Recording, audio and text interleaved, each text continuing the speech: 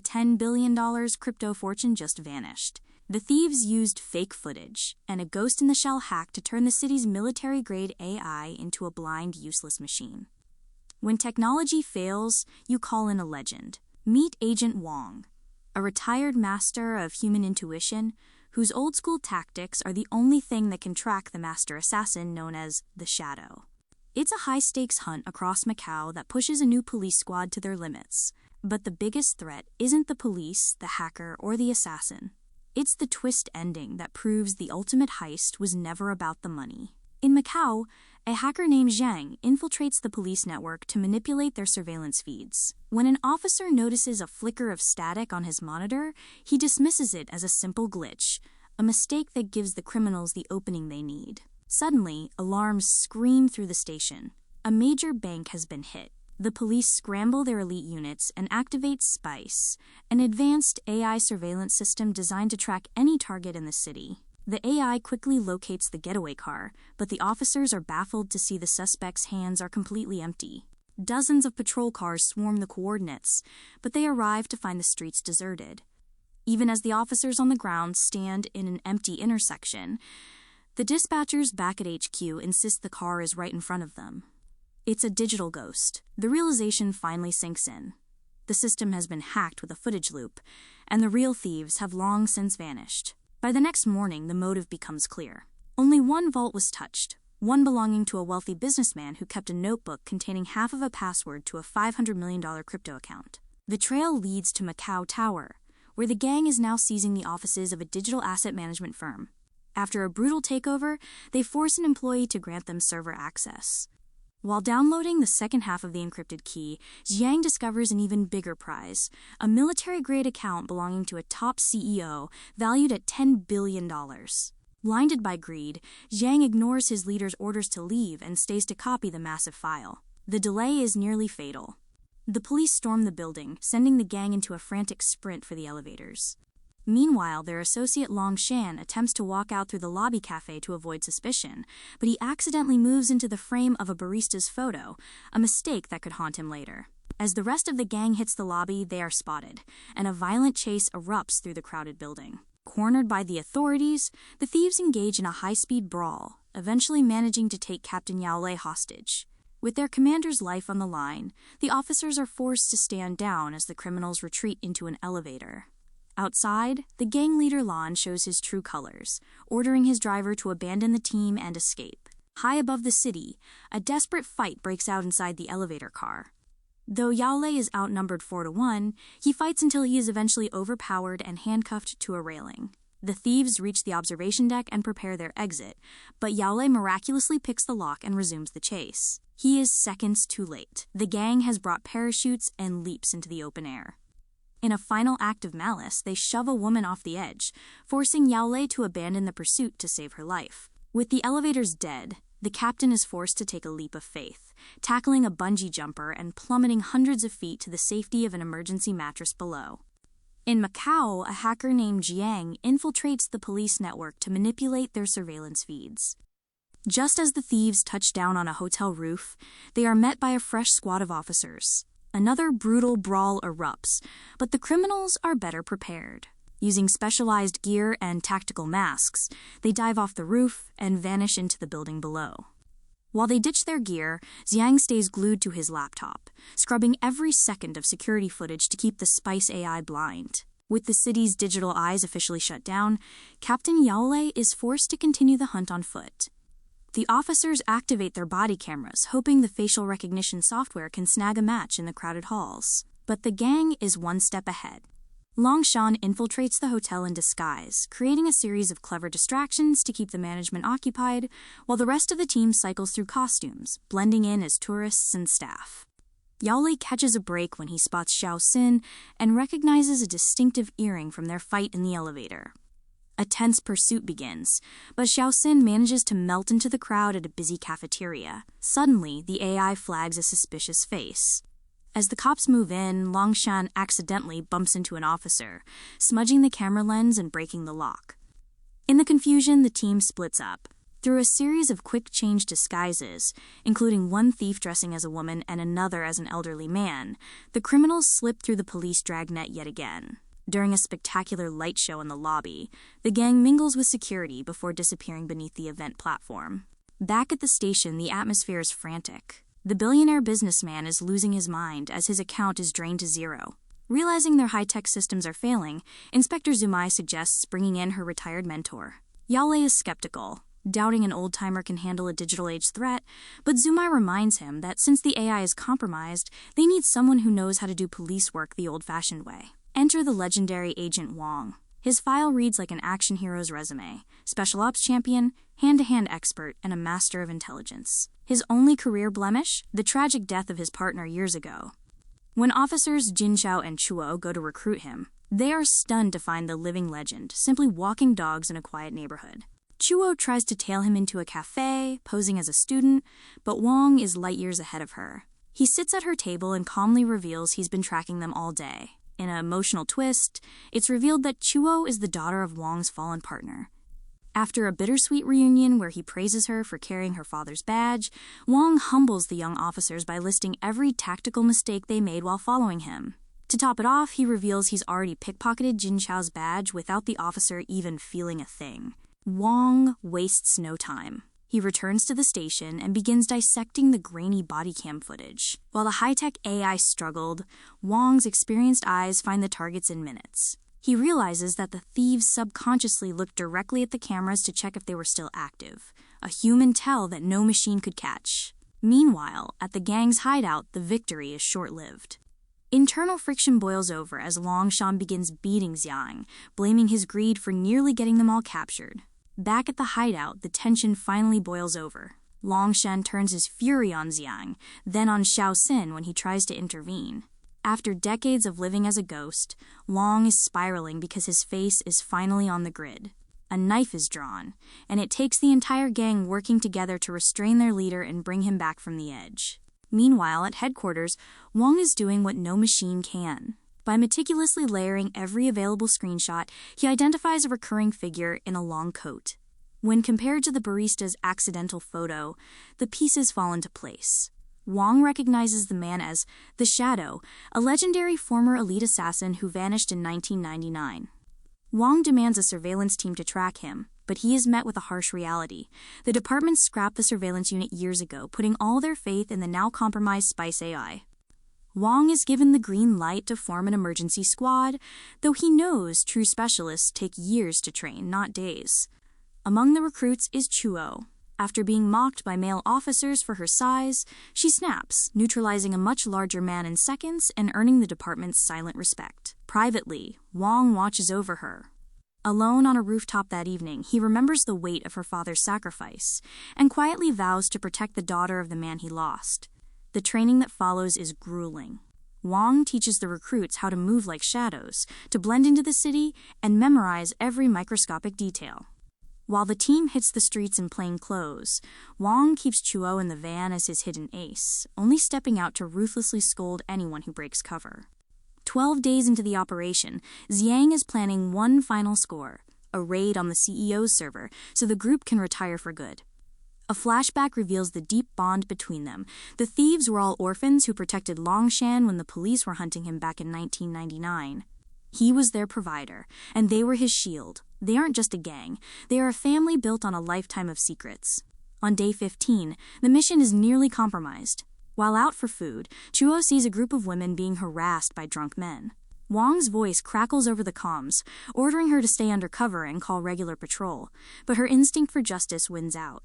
She intervenes, but she is quickly outnumbered. Just as the situation turns dire, Wong appears, neutralizing the thugs with terrifying efficiency before the victims even realize what happened.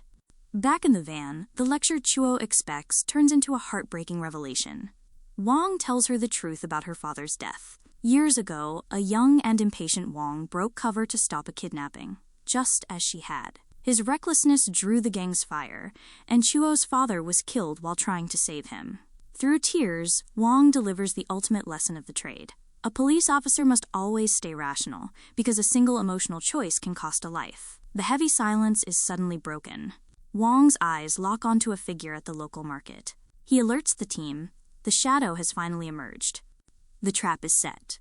As the team moves to surround the market, Wong gives the order for Chuo to follow their target up close. She is the only officer Lan hasn't seen before, making her their most dangerous weapon. The tension is suffocating. When two other officers are nearly exposed, they have to think fast, feigning a romantic moment to hide their faces from Lan's predatory gaze. Chuo keeps her head down, pretending to search the ground while using a reflection to confirm Longshan's identity. Wong holds the line, ordering the team to remain perfectly still, no camera movements, no sudden turns. The gamble pays off, and Lan walks away, unaware he is being hunted.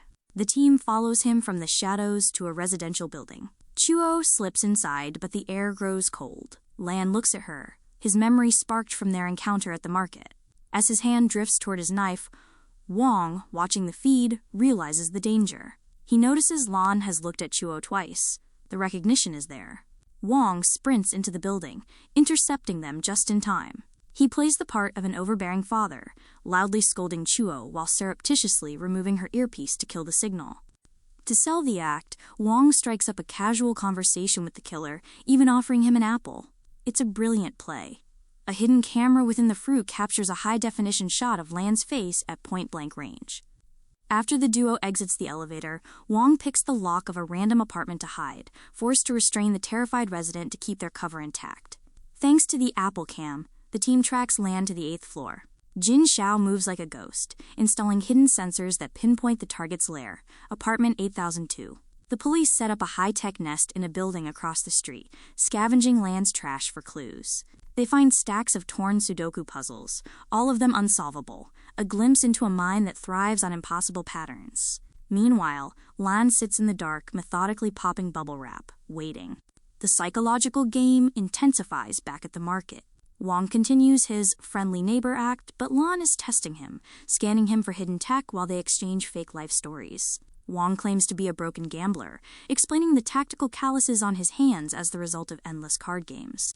In a bold move, Wong invites the assassin to dinner. To everyone's shock, Lan accepts. The evening is a minefield. Wong and Chuo pay the resident for use of her apartment, preparing for a dinner where every word is a bullet. Upon entering, Lan scans every inch for bugs. As they sit, Chuo places her phone on the table, matching Lan's move so she can silently siphon his data. Throughout the meal, Lan interrogates them, looking for a crack in their story. As Wong shares memories of Chuo's childhood to verify their bond, Chuo realizes with a heavy heart that Wong has been watching over her from the shadows for her entire life. But the thieves are playing their own game.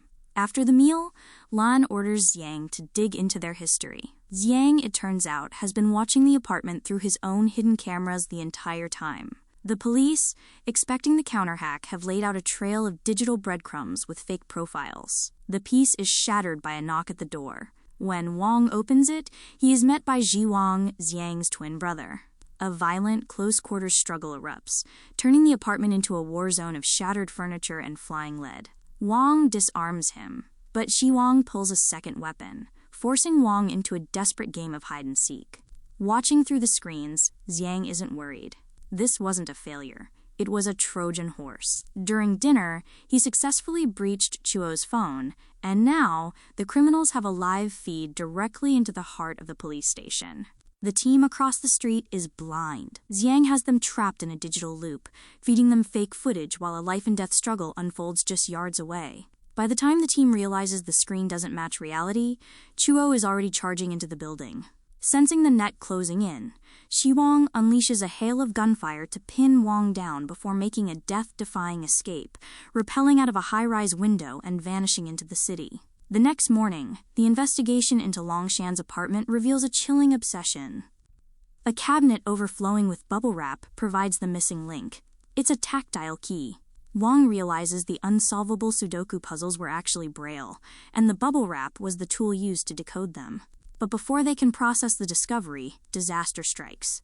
A massive truck thunders down the street, T-boning the surveillance van and sending it rolling into the police station. It's a coordinated massacre. Mercenaries pour out of the wreckage, turning the precinct into a war zone with bombs and high-caliber gunfire. Amidst the carnage, Inspector Zumai recognizes the distraction.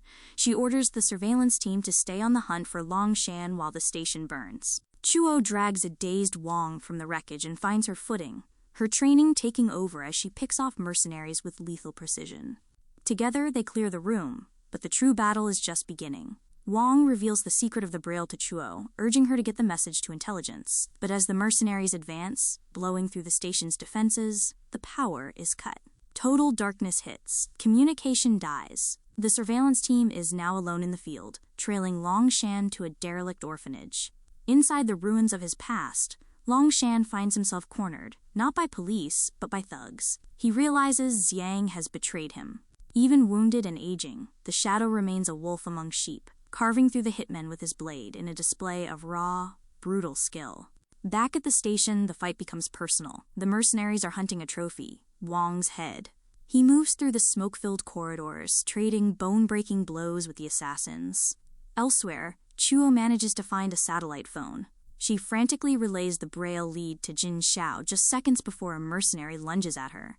In a desperate struggle, she holds her own, eventually ending the fight by hurling her attacker through a glass window as backup finally arrives to reclaim the building. The tragedy peaks at the orphanage. Longshan stands amidst a pile of bodies, glaring into a security camera at the man who betrayed him. But it wasn't Zyang's plan. It was Shi Wang's. The twin brother appears, declaring that Longshan is a relic too dangerous to live. The two warriors clash in a ferocious duel, tumbling through a window in a tangle of limbs and steel. As they hit the ground, Shi Wang realizes he's been gutted. Longshan, driven by a primal rage, begins to choke the life out of him. In a final, heartbreaking act of irony, the Shadow turns the blade and kills the boy who was once his favorite son. As the police swarm the perimeter, a devastated Zyang watches his brother die on screen. With nothing left to lose, he triggers the failsafe, detonating the explosives and leveling the orphanage. In the aftermath, the dust settles on a hollow victory. Zumai reveals the ultimate secret. To keep the CEO's $10 billion crypto fortune safe, she had moved it to the station's internal server. But when they open the digital vault, the screens remain dark. The money is gone. The hackers didn't just escape, they won. The ultimate betrayal was hidden in plain sight. In the smoking police station, the thieves didn't flee. They donned police uniforms and blended into the backup teams.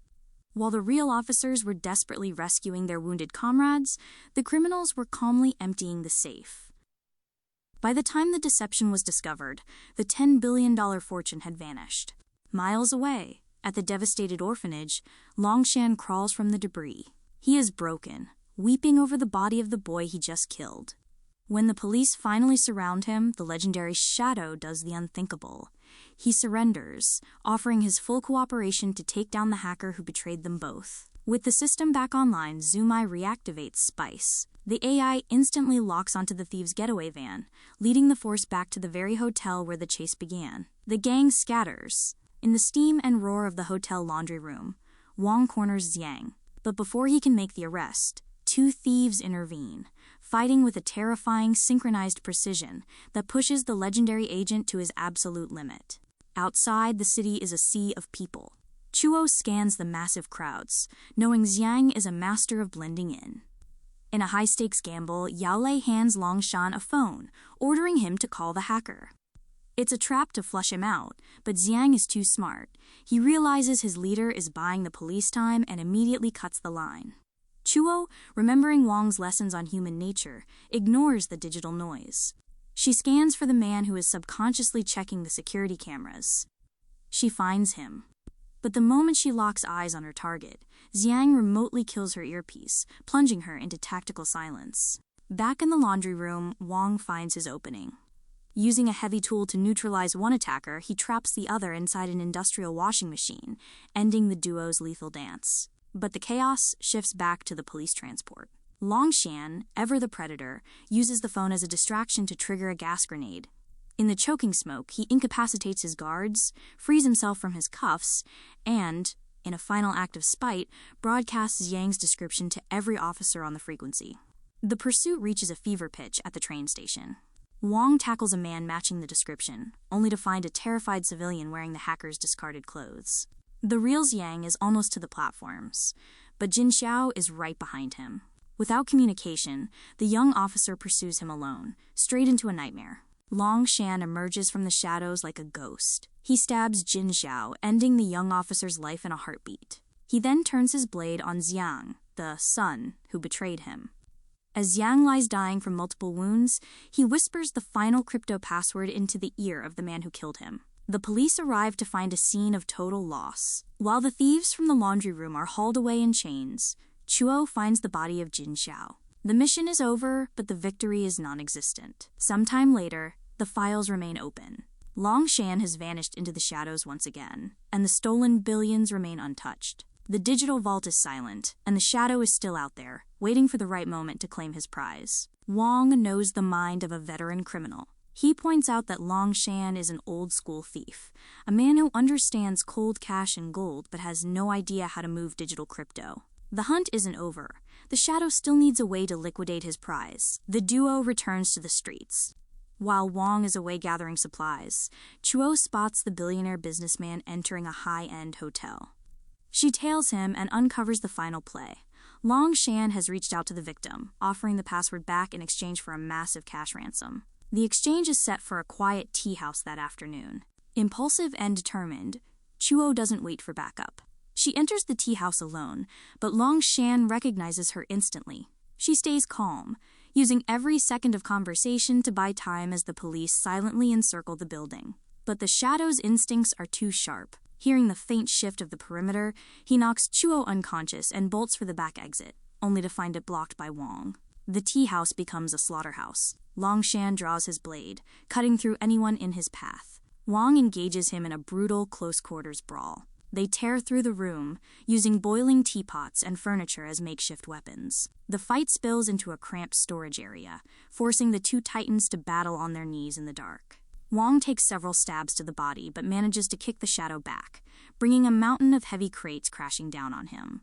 As Chuo regains consciousness, the floor gives way. Both men plummet back into the main room in a shower of splintered wood. Long Shan raises his knife for a final lethal blow to Wong, but Chuo strikes from behind. The assassin turns his fury on her, and as Wong lunges to protect her, his neck is slashed in the chaos. Bleeding and desperate, Long Shan flees into the city. Chuo stops to check Wong's wound. It's a close call, but he'll live. Fueled by adrenaline, she resumes the hunt. Using Wong's lessons to spot the smallest anomalies in the urban landscape, she tracks the shadow to a final dead end. She relays the coordinates, and the police net slams shut. Long Shan tries one last, weak attack on Chuo, but exhausted and broken, he is easily overpowered. The legendary assassin is finally in chains. The Precinct celebrates. The nightmare is over, or so they think. The scene shifts. It is revealed that Zyang and Shi Wang weren't just twins. There was a third brother adopted by a family overseas years ago. Through the compromised station cameras, he has heard every word. He has the password. He has billions. And now, he has a plan. Using the stolen fortune, he places a massive, multi-million-dollar bounty on the heads of Wang, Chuo, and Long Shan. The hunt has only just begun. If you enjoyed this video, do the algorithm things. Like, subscribe, comment, and maybe check out the channel. It keeps the lights on and the mic warm.